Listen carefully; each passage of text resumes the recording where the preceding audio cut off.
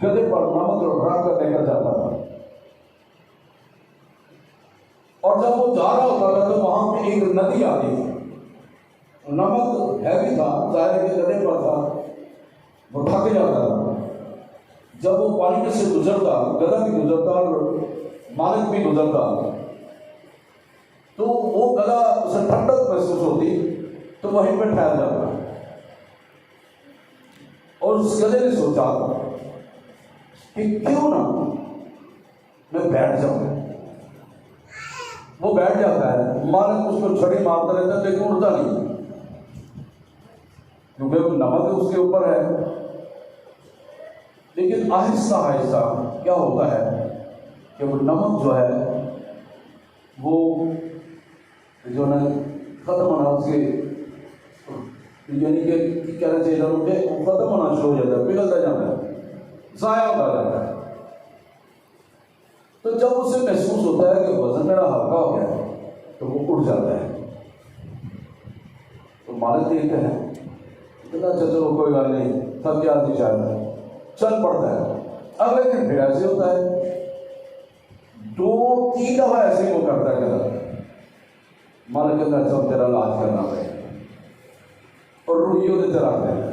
एक दिन रूही रख के ना उन्होंने आगे चल दिया, गधा बड़ा खुश यार, मालिक तेरा मालिक का तेरा शुक्र है, तुम आज से मैंने मिलते थे, वह भी कर देता है। तो मालिक कहता है अगे चल तो बेह ना मेरे जो नाल आता रहा है, मेरा नुकसान किया है, मैं तेन नुकसान। नदी के पास जाता है, नदी में जाकर बैठ जाता है, कहता अज केड़ा कोई नमक है, अज आराम नाल ही उठ जावा।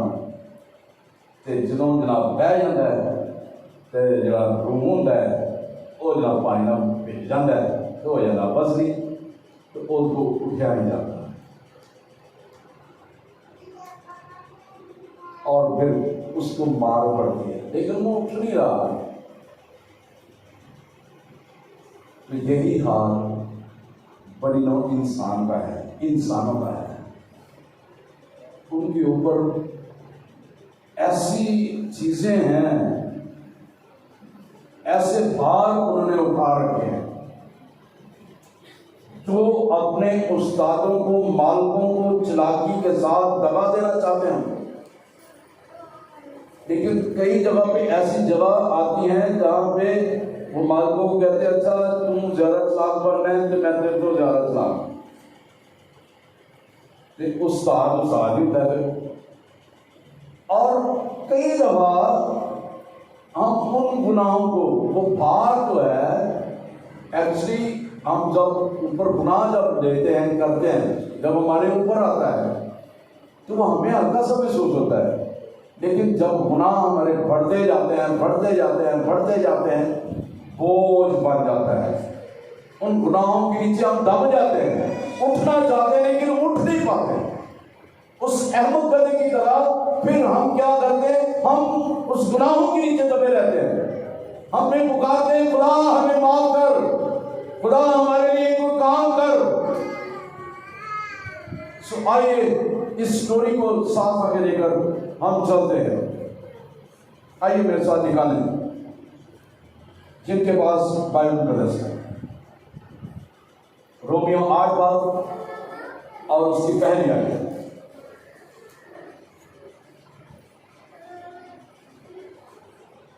रोमियो 8 बाब उसकी पहली आयत। बस अब जो मसीह यीशु में है उन पर सजा का हुक्म नहीं है। बस अब जो मसीह यीशु में है उन पर सजा का हुक्म नहीं है। और हमने इस कलाम को उस तरह से हम तमाम को खुदा बड़ी बरकत करे। आमीन। आज हम सीखेंगे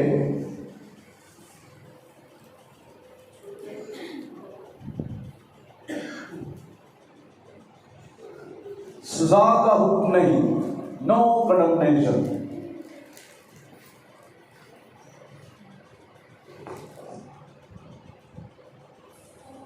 फजल में रहते हुए हम अक्सर खौफ और डर के नीचे हम जिंदगी बसर कर रहे होते हैं। किस चीज का डर होता है?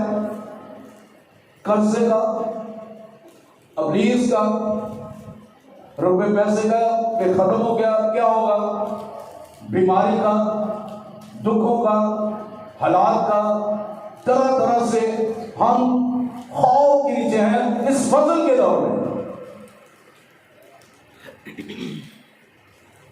जबकि यहां पे खुदा का बंदा पौलुस रसूल रोम की कलीसिया को ये खत लिख रहा है,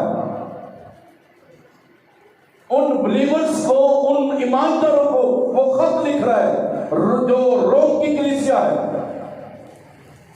जो ईमानदारों की जमात है।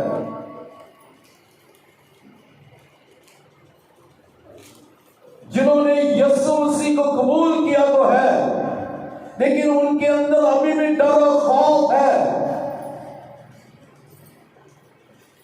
क्योंकि रोमी हुकूमत वो नहीं चाहते थे कि उसके लोग किसी और बादशाह की पूजा और प्रस्तुत करें, किसी और बादशाह को माने।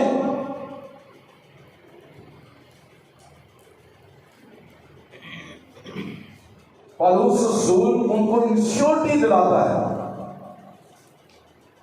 कि बस अब जो जिन्होंने अभी यीशु को कबूल किया है, जिन्होंने तौबा किया है, जिन्होंने अपने गुनाहों का इकरार किया है, जिन्होंने अपने गुनाहों का भार, जो बोझ लिए फिरते थे,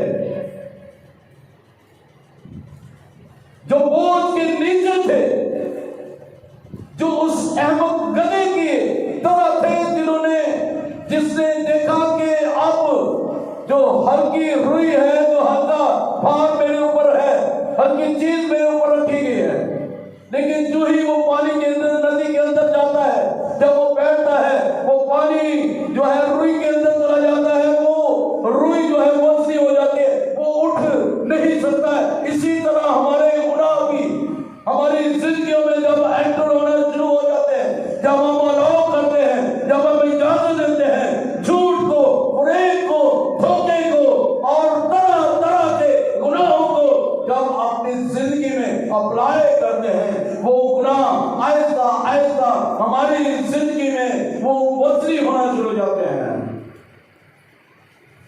वो हमारे दिलों पर सवार हो जाते हैं, वो हमारे दिलों पर सवार हो जाते हैं, वो हमें कहीं कभी नहीं छोड़ते, और वो गुनाह जो है हमें जो है तमाम मुआशरे से कट कर देते हैं। लोग उंगलियां उठाते हैं, देखो इसका करदार, देखो इसकी जुबान, देखो ये ऐसा शख्स है, किस तरह का ये शख्स है, किस तरह का इसका रवैया है, किस तरह का इसका चाल है, किस तरह ये अपने आप को बड़ा पाक और रासबाज बनाता है।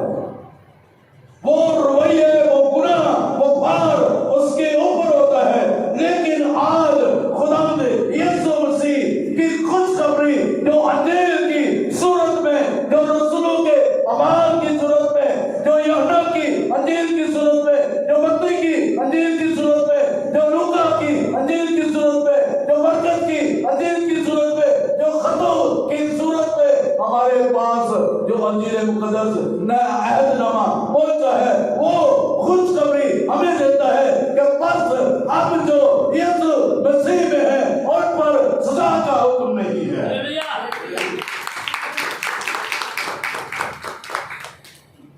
लेकिन इन सजाओं से, इन गुनाहों से, उस भार से हमें निकलने की जरूरत है। वो जद्दोजहद करें अपनी जिंदगी में उससे निकलने की। वो अपने आप को गैर महसूस करते हुए नजर आ रहे हैं, रूहानी तौर पर भी और जिस्मानी तौर पर भी। इसलिए पौलुस रसूल उनको इंश्योरिटी देता है, उनको ये इंश्योर करवा रहा है, उनको ये कह रहा है कि जब आप उसी में आ गए हैं, आपने यीशु को कबूल कर लिया है, तो आपको सजा को करनी है इसकी, क्योंकि आपकी सजाएं यीशु ने अपने को ले ली है। यीशु ने आपको रास्ता चला दिया है, यीशु की पकेज आपके अंदर आ गई है, यीशु की श्रेष्ठ आपके अंदर आ गई है, यीशु की नेचर आपके अंदर आ गई है, यीशु का कलाम आपके अंदर आ गया है, यीशु की मोहब्बत आपके अंदर आ गई है, क्योंकि यीशु का जलाल आपके अंदर आया है, यीशु की कुदरत आपके अंदर आई है, यीशु के वफादार की कुदरत आपके अंदर आई है। यीशु मसीह बजाते खुद आपके दिलों पर, आपकी जिंदगियों पर, आपकी समझों पर वो राज करता हुआ नजर आ रहा है। कहता है कि अब जो मसीह यीशु ने उन पर सजा नहीं है। और मेरे चीजों जो यीशु मसीह को कबूल कर लेते हैं उनके अंदर रूहानी खुशी और इत्मीनान आ जाता है। शैतान को पता है, इब्लीस को पता है, उस पुराने अज़ाम को पता है कि जो ही इन्होंने यीशु मसीह को कबूल कर लिया, क्योंकि उससे पता है कि यूहन्ना की इंजील उसके 3 बाब की 16वीं आयत जो बाइबल का दिल है, ये आयत, वो आयत मेरी और आपकी जिंदगी में वो राज करती है। वो आयत मेरी और आपकी जिंदगी में मौजूदी कुदरत रखती है। वो हमें ये कुव्वत बख्शती है कि हम खुदा की मोहब्बत में करते हैं। देखो, खुदा ने दुनिया से ऐसी मोहब्बत की कि उसने अपना इकलौता बेटा बख्श दिया ताकि जो कोई उस पर ईमान लाए हलाक न बल्कि हमेशा की जिंदगी पाए। और वो जिंदगी को देना चाहता है। और इब्लीस को पता है कि इनके अंदर वो जिंदगी आ जानी है, इनके अंदर वो गहरा इत्मीनान आ जाना है। जो यीशु मसीह ने कहा कि मैं तुम्हें अपना इत्मीनान दिए जाता हूं, वैसा इत्मीनान नहीं जो दुनिया देती है, मैं अपना इत्मीनान तुम्हें देता हूं, मैं अपनी खुशी तुम्हें देता हूं। आज जरूरत है कि हम अपने आप को इन तमाम सजाओं से पाक रखें, इन गुनाहों से पाक रखें।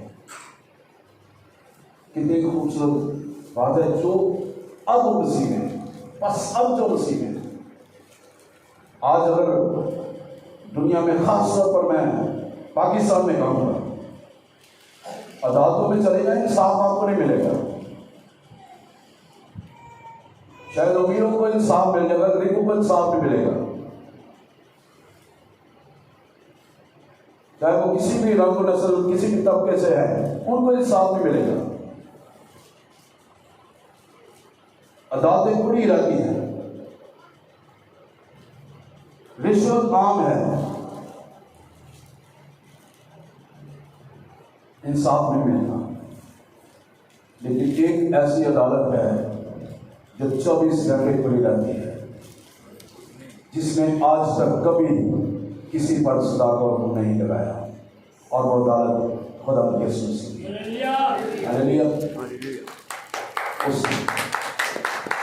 उस अदालत में हमेशा जो कोई भी उसकी अदालत में आता है, वो बड़ी उल्ज़ाम करार दिया जाता है, उसको बरी कर दिया जाता है। जाओ बेटे, दोबारा गुनाह न करना, तेरे गुनाह ने तुझे ठीक कर दिया है। तेरे गुनाह की वजह से जो जिंदगी जो थी मुश्किल में थी, जा तेरे गुनाह माफ हो गए हैं, और जा तेरे इस इकरार में जो तू मेरे पास आकर तूने जो इकरार किया है, तुझे जिंदगी दे दी है। हालेलुया। तो यीशु के खून ने हमें धोकर पाक और साफ किया। लेकिन कितनी खूबसूरत बात है कि जब यीशु मसीह के पास एक औरत को, बदचलन औरत को लेकर आए हैं जो गुनाह के वक्त पकड़ी गई है, संसार करने के लिए लोग तैयार हैं, यीशु मसीह जमीन पर झुककर लिखना शुरू हुए हैं। और यीशु ने कहा, तुम्हें जो बेगुनाह है सबसे पहले ये पकड़ मारे। जब सबने अपनी जिंदगी में गौर करना शुरू किया, मैं तो ये, मेरे अंदर ये गुनाह है, मैं तो झूठ 24 घंटे मेरे मुंह के अंदर, मेरी जुबान पर झूठ रहता है। 24 घंटे में अपने मोहब्बत को कत्ल करता रहता हूँ, 24 घंटे में अपने घर को बर्बाद करता रहता हूँ, करती रहती हूँ। 24 घंटे में अपने घर के इत्मीनान को, अपने सुकून को बर्बाद किया हुआ है। 24 घंटे मैंने अपने घर को जो है वो बेसुना किया हुआ है। 24 घंटे मैंने अपने घर के अंदर ऐसा माहौल पैदा कर दिया है ताकि लड़ाई, झगड़ा, दंगा, फसाद वहां पे हो और शैतान वहां पे राज करता हुआ नजर आए। 24 घंटे अपने घर के अफराद पर, दूसरों पर उंगली कसते रहते हैं। जब यीशु ने कहा तुम में अगर कोई बेगुनाह है, पहला पत्थर उठाकर उसे मारे जिसने गुनाह किया है। तो जब उनको नजर आना शुरू हो गया कि हम मरे थे तो ये गुनाह है, सब ने अपने जो हाथों में दिए हुए थे फेंक कर जाना। यीशु ने आकर कहा क्या किसी ने तुझ पर हुक्म नहीं लगाया, सजा नहीं दी? यहां पे जो लफ्ज आया है तो सजा का हुक्म नहीं है। तो उसने कहा नहीं गुलाम, किसी ने मुझे मन पर, उसने कहा जा, मैं तुझ पर हुक्म नहीं लगाता, तुझ पर सजा नहीं लगाता, जा दोबारा गुनाह न करना। यीशु ने उसके गुनाह को माफ कर दिया। हम तो किसी की गलती पकड़कर उसको जब तक हम करीब पाके जिन्हीं देर नचना नहीं है, जिन्हीं देर तमाशा बना दिए, उन्हीं देर हम चाहे नहीं। कहा अच्छा तेरे गुनाह माफ हुए, दोबारा गुनाह ना करना। बस जो मसीह यीशु तमाम की सजाओं को यीशु ने अपने पर लिया है। ज़मीनी खिदमत पर भी मैं रहते हुए उसने लोगों के गुनाहों को माफ किया, शिफाएं बख्शी। और एक और खूबसूरत हमें वाकया नजर आता है स्लीप के ऊपर। दो डाकू हैं, गुनाह किया हुआ दोनों ने, सारी जिंदगी उन्होंने गुनाह किया है। आखिरी वक्त में भी एक शख्स गुनाह करने से बाज नहीं आ रहा। उस खुदा को, उस बेटे को, जो खुदा का बेटा है, वो जो रासबाज है, जो पाकबाज है, जो गुनाहों को उठा के लेके गया है, वो जो कहता है जा तेरे गुनाह हुए माफ हुए, जा शैतान से तू छूट गई है। और वो जो है वो 38 वर्ष को कहता है कि क्या तू स्वभाव बना जाता है, उठ और अपना घोड़ा पकड़ और चल गए। उसको वो कह रहा है कि अगर वो खुदा का बेटा है, अपने आप को बचाओ और हमें भी बचा। बुरा भला कह रहा है। लेकिन दूसरा डाकू जो यीशु के करीब आ गया है, जिसने यीशु को पहचान लिया है, जिसने जान लिया है, जिसने ये जानकर कहा है हाँ मैंने तो सारी जिंदगी कत्ल किया है, मैंने झूठ बोला है, मैंने चोरी की है, मैंने हालात खराब किए हैं, मैंने लोगों की जिंदगियों को खराब किया है, मैंने लोगों को बहुत बुरा भला कहा है, तो खुदा यीशु मैं तेरे करीब आया हूँ। तूने फरमाया है तुम मेरे करीब आओ तो मैं तुम्हारे करीब आऊंगा, तुम मेरी तरफ रज्जू लाओ तो मैं तुम्हारी तरफ रज्जू लाऊंगा। तो खुदा यीशु आज मैं तेरी तरफ रज्जू लाया हूँ। मैं उस जगह पर खड़ा हूँ जहाँ पर मौत है, जहाँ पर मुझे दोबारा जिंदगी नहीं मिल सकती, लेकिन ये जरूर मैं कहूँगा खुदा यीशु जब तू अपनी बादशाही में जाए तो मुझे जरूर याद करना। इकरार वो कर रहा है। उसने कहा मैं तुमसे सच कहता हूं, तूने इकरार कर लिया है, तूने तौबा कर ली है, तू मेरे खून से धुल गया है, तू मेरी रास्तबाजी में आ गया है, तू मेरी पाकीज़गी में आ गया है, तू मेरे पर्व के नीचे आ गया है, तू मेरे जलाल के नीचे आ गया है, तू मेरे उस हाथ के नीचे आ गया है जो फिदिया देने की कुदरत रखता है, जो फिदिया देने की जलालियत रखता है, वो तू हाथ के नीचे आ गया है। जा बेटे आज ही तू मेरे साथ फिर दोस्त नहीं होगा। बस अब जो मसीह यीशु में है उन पर सजा होनी है। आखिर वक्त है, आखिर दौर है, आइए हम अपने गुनाहों से फिर जाएं, अपने गुनाहों का इकरार कर लें। काश के हम अपने अपने गुनाहों का इकरार करके कदम यीशु की तरफ रजू लाए। जब हम ऐसा करेंगे तो खुदा हमारी जिंदगी में बड़े गहरे काम करेगा।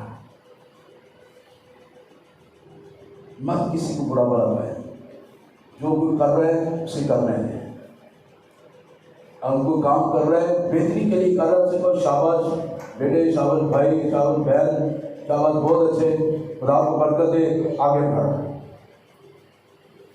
ना कि तनकीद करना शुरू करे, ना कि उसे जाना तू कर ही नहीं सकता, ये हो भी नहीं सकता, ये भी काम कि मैं आगे तरक्की करता है या कर। आप जज ना बने, आप किसी के जज, आपको किसी ने नहीं आपको जज बना है कि आप किसी के जज बन जाए। खुदा सबसे पहले आपकी इदालत होगी, मेरी इदालत होगी। अगर हम किसी को जज कर रहे हैं ना तो हमारी सबसे पहले हमारी इदालत होगी।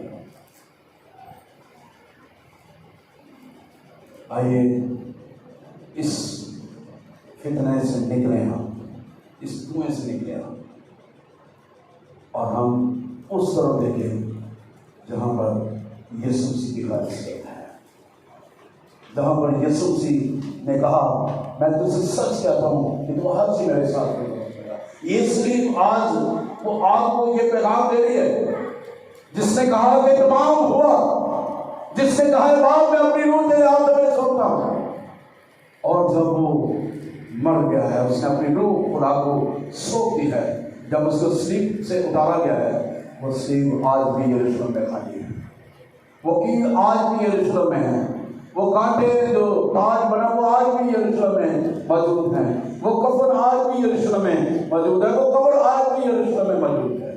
जिस बात की गवाही देती है कि यीशु मसीह ने मेरी और आपकी सलाम को अपने ऊपर लेकर वो स्लीप पर चढ़ गया, मुझे और आपको आजाद किया है, मुझे आपको रहाई दी है, मुझे और आपको सच्चा प्रसाद बनाया है, मुझे और आपको वो कहता है कि मैं ऐसे प्रसाद ढूंढ रहा हूँ जो रूह और सच्चाई से उसकी प्रस्तुत है। आइए महज लफ्जों से प्रस्तुत ना करें, महज गले की हद तक उसकी प्रस्तुत गाकर ना करें, बुझाकर ना करें, लफ्जों से ना करें, बल्कि दिल की गहराइयों से, जो यीशुआ कहता है कि हम तो, मैं और मेरा खानदान अब तो हम खुदावंद ही की प्रस्तुत करें, उसी की हम इबादत करेंगे, उसी के नाम पर इसको जला देंगे। सदरत प्रसन्न अब्दुल नजूर की तरह आइए कहें कि बादशाह जिसकी हम प्रस्तुत करते हैं, जिसकी हम इबादत करते हैं, जिसकी हम पूजा करते हैं, जिसके आगे हम झुकते हैं, जिसके आगे हम घुटने टेकते हैं, जिसके आगे हम अपने दिल को पानी के माना टेकते हैं, वह हमें तेरे हाथ से छुड़ाएगा और तेरे हाथ से छुड़ाने की कुदरत वो रखता है। आइए उस सच्चाई को कहते हैं, वो सच्चाई जो मुझे और आपको वो उस डर से, उस खौफ से निकालती है, ताकि मैं और आप उस डर से निकल कर हम खुदा के जलाल में आगे बढ़ें। पुराना अहदनामा वो खौफ से भरा हुआ था, खुदा के बारे में कहते खुदा बसत करने वाली आग, खुदा को कोई छू नहीं सकता था, लेकिन ये भी है कि खुदा बदी को भी नहीं देख सकता था। एक मुझे वाकया याद आया है, जब मूसा, मरियम और हारून ये बड़ी इसराइल कौम को लेकर जा रहे हैं, तो मरियम ने कहा क्या खुदा मूसा के साथ ही बात करता है, क्या मेरे साथ ही बात करता है? खुदा का गुस्सा मरियम पर भड़का। खुदा अपने लोगों पर कभी भी उंगली उठने नहीं देता। मेरे जो जुबानें खुलती हैं खादमों के खिलाफ, याद रखें उसका बाजू को लग गया था उसको, डरे उसके खौफ से, डरे उसके इलाही गज़ब से, खादमों के खिलाफ कभी ना बोले। वो पादरी का, चाहे वो पादरी शम्स है, चाहे वो पादरी जौन सा भी है, उसने अपना हिसाब लिया है, आपको जज करने की जरूरत नहीं है, आप उसके खिलाफ ना बोलें। आप लोग कहें जिक्र करते हैं, क्यों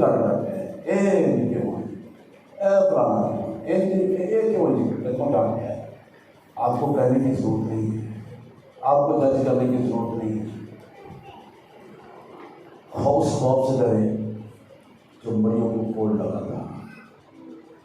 खुदा अपने लोगों कहता है, खुदा कहता है इंतकाम मैं ही लूँगा, बदला लेना मेरा काम है।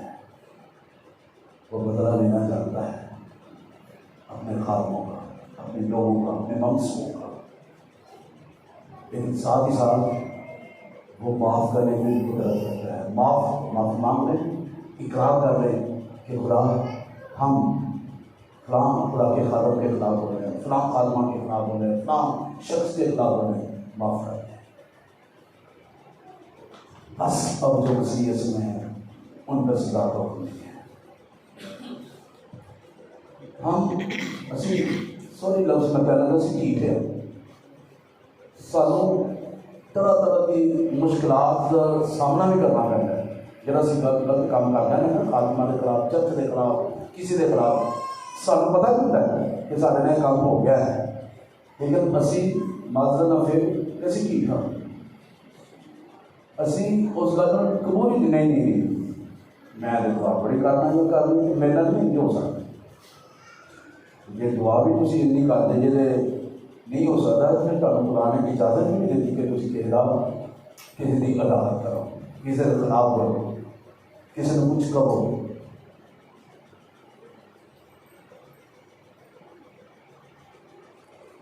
आखिरी वक्त है, आखिरी दौर है। हम हर रोज़ सुनते हैं आईसी टीवी में, बरकत टीवी पर, हम प्रेस टीवी पर और हम किंग टीवी पर, मुख्तलिफ चैनल्स पर हम सुनते हैं कि आखिरी दौर है। सारे खादमुद्दीन वो सुनाते हैं, मुख्तलिफ खादमुद्दीन मुख्तलिफ जगहों से आकर मुख्तलिफ चैनलों पर जाकर कलाम सुनाते हैं और आखिरत का पैगाम देते हैं, आमद सानी का पैगाम देते हैं कि अपने आप को तैयार करो, अभी वक्त है अपने आप को तैयार कर लें। रब इसमें लिखा है 2 शख्स होंगे, एक उठा लिया जाएगा, एक छोड़ दिया जाएगा। सोचें कि क्या आप उनमें शामिल तो नहीं हैं? प्लीज़ इसको मना करें।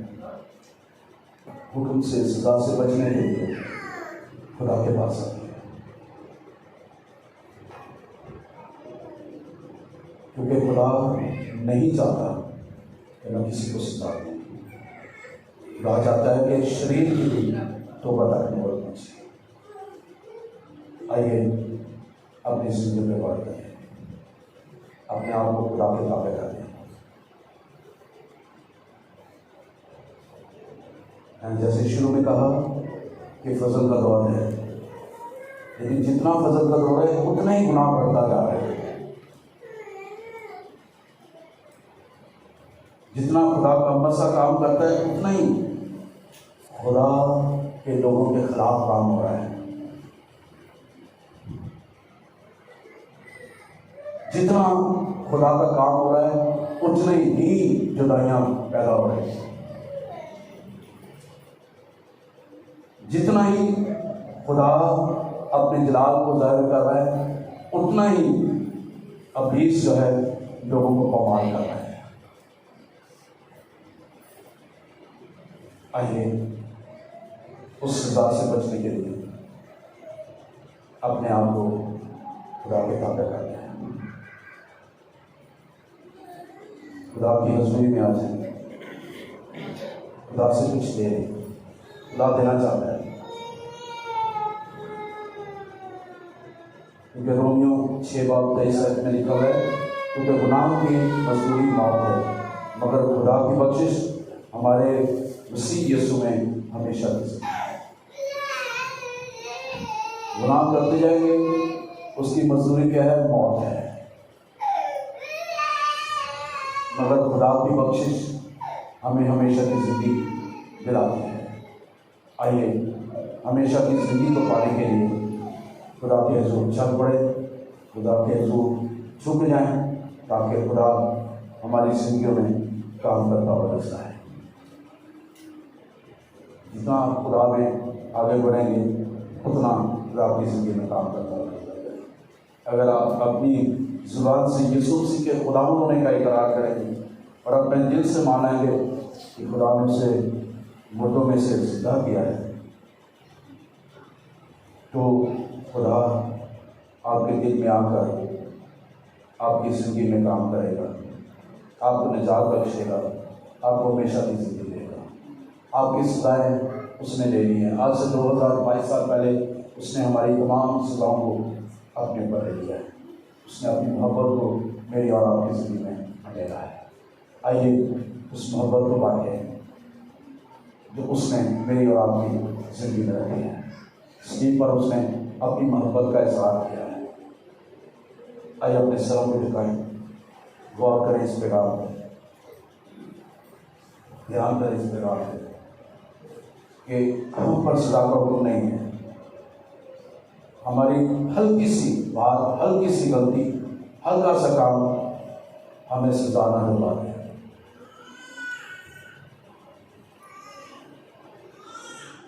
सेक लगन को भी अपने आप में बचाओ। जो आग है, आग में तो बहुत ज़्यादा सेक है ना, लेकिन जरा सुटन वाला है वो भी झुलस जाता है। जिन्होंने सदर मिसर अब्दुल नजूम आगरी पट्टी से सुटिया तो जड़े सुटन वाले से झुलस के मार गए।